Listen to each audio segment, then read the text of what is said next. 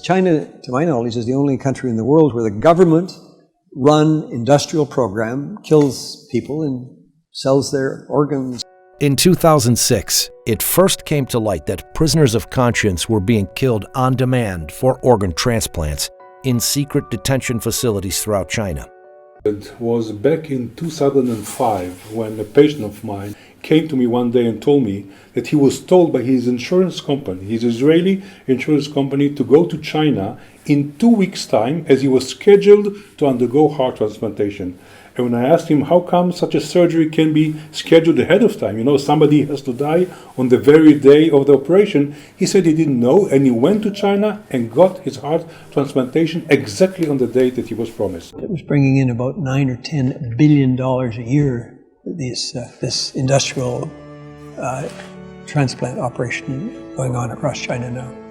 Because they have a bank of live donors waiting to get a match on the computer. It's a crime against humanity.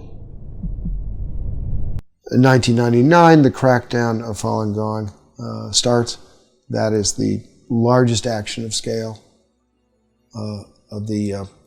by the Chinese Communist Party since the Cultural Revolution. And by 2000, 2001, that's when you have this explosion of transplant activity. We see continuity in the numbers over time.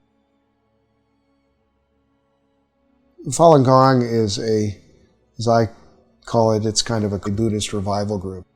It doesn't have churches and so forth, doesn't have temples.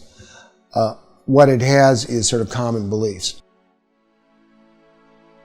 These shared beliefs revolve around self-improvement based on the values of truthfulness, compassion, and tolerance. By the end of the 1990s, the Chinese government estimated that over 70 million of its citizens were practicing Falun Gong. Jiang Zemin, the head of the Communist Party at the time, saw Falun Gong's popularity and revival of traditional values as a threat to his rule, and launched a violent campaign to eradicate it in July 1999. The official line in terms of repression of Falun Gong of the party is bankrupt them financially, ruin their reputations, destroy them physically. So that the vilification is destroying their reputations, the organ transplants is destroying them physically. It was like convert or die. Convert or die. Turn in your friends or die. The systematic, government-sponsored harvesting of organs is a monstrous crime.